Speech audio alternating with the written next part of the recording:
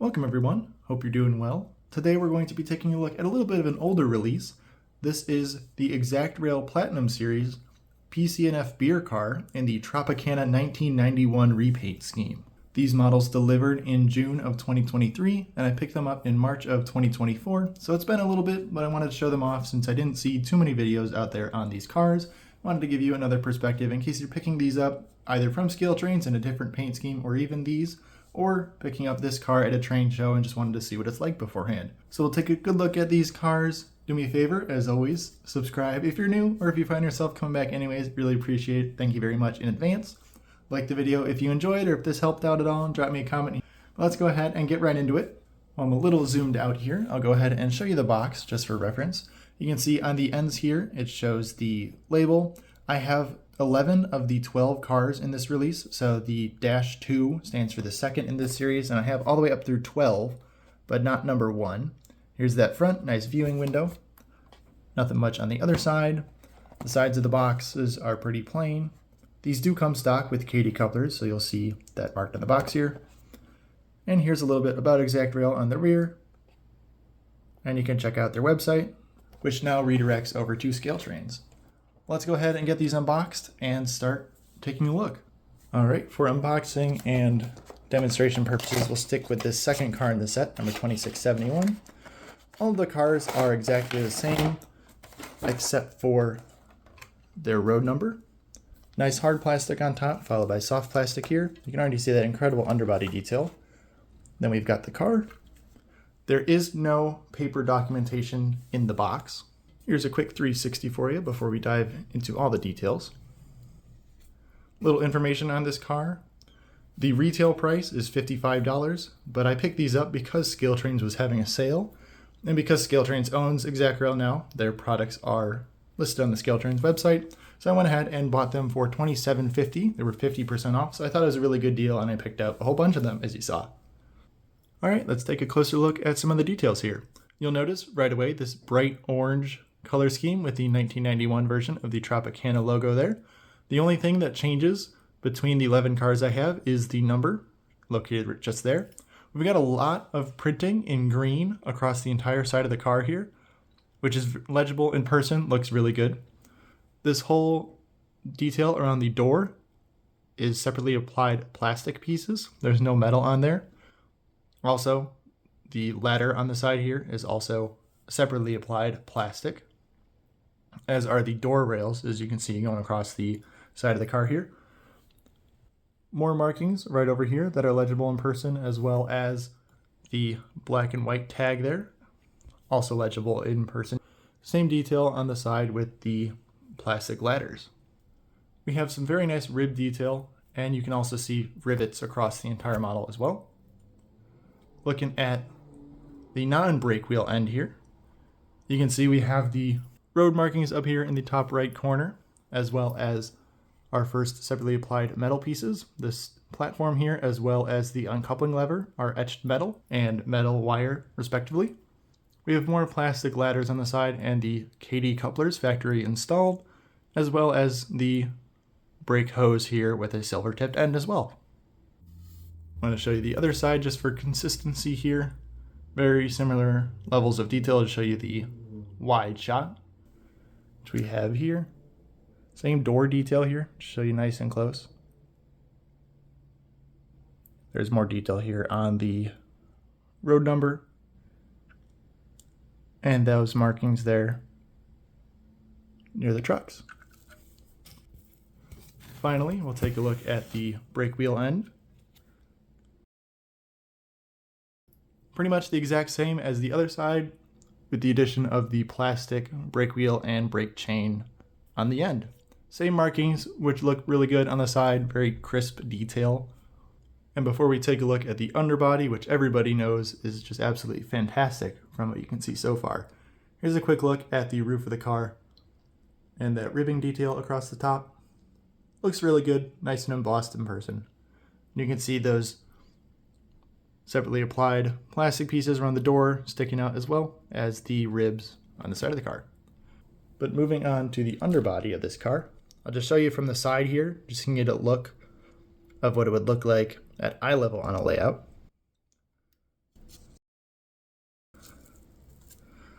All of the details on the bottom are plastic. We do have metal wheels in plastic trucks, but there are many, many air lines, brake lines running across the underside of this car. You will want to be careful if you do end up removing the trucks, not to break this plastic line here that runs just into the center of the truck there. So just be warned about that ahead of time. There's a look at the underbody of the car.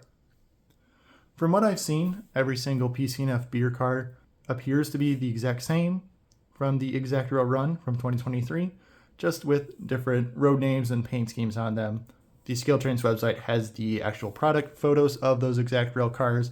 From what I can tell, these all look really good, just with their own unique paint schemes on them. Let's move over to the track, let you see how it rolls, and do a quick run by. All right, on the track here, this car is on 22-inch curves. No restrictions. There are no rotating bearing caps or anything else that should get in the way of free rolling movement.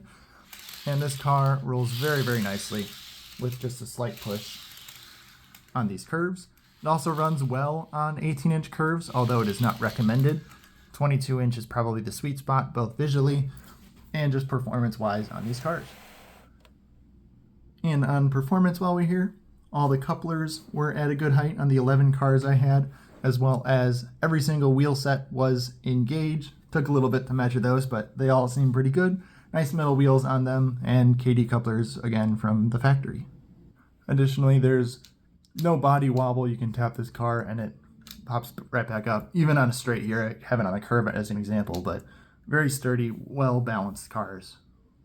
And while I don't have any prototypical power for this train yet, I do have more orange, so please enjoy this run by, my longest yet, led by the CN EJ&E Heritage Unit.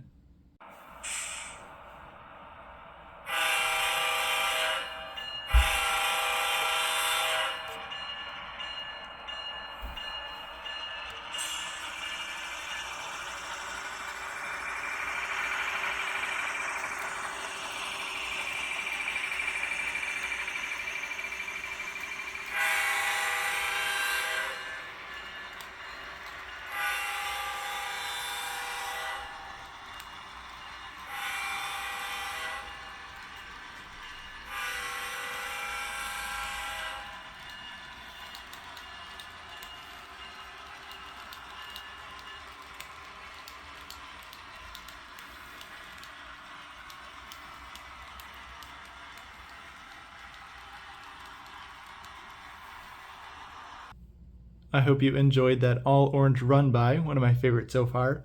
Hope it gives you a good idea of what a unit train of these cars might look like, since there are 12 different road numbers. Of course, I only have 11. I tried to pick up the 12th, but it was already out of stock during the sale, which is the main reason that I picked these up. I knew I always wanted a Tropicana juice train. Wasn't sure if I was going to go with this era or the modern white era. I still might eventually pick some up, maybe from Atlas, the Trinity 64-foot reefers. But for now, these models were at a great price of half off from Scaletrains at $27.50. They still sometimes do sales of different schemes of the PC&F beer car. It seems like the Tropicana is out of stock, and I don't believe they're bringing them back anytime soon. Haven't seen anything as of this recording that they'll be bringing this paint scheme in particular back. They're still doing ExactRail announcements in the line, so although Scaletrains purchased ExactRail, they're doing a similar thing that they've done with Fox Valley models, in that they're releasing models still under the sub-brand, in this case Fox Valley models or ExactRail. And these models are in ExactRail's Platinum line, their top of the line offering. So you can see there's so many details on these cars, especially in the underbody, lots of printing, which all looks really good across all the models I have. I do wish more of those separately applied details were metal instead of plastic, just to add a little bit more durability to these cars, especially in the underbody. It's very fragile and pretty easy to break. I haven't done so far in the almost a year I've had these, but just a heads up, that's a possibility. It's very convenient that these cars also come with KD couplers, and all of mine were at the right height, so no coupler modifications needed on these cars, as KD is pretty much the gold standard. But as for recommendations on these cars, I would definitely look for a sale. I would not necessarily pay full price for these cars. That's again the reason why I picked them up, because they were a little bit cheaper. So keep your eye out for any future sales in these cars. Try to get a good deal at train shows, since this is a little bit of an older model, and the PC&F beer car as a whole may come back one day, so we might see those. But for now, definitely keep an eye on the secondhand market for these cars. I'll go ahead and wrap up this review here. I hope I covered everything that might justify these being a $55 car, but again, look for those sales. If you did make it this far, consider subscribing. Really appreciate it, so thank you so much. Like the video if you enjoyed as well. Drop me a comment here if you wanted to chat about anything in these cars, any questions. Love going through those as well. With that, thank you very much for watching, and I hope you have a great rest of your day.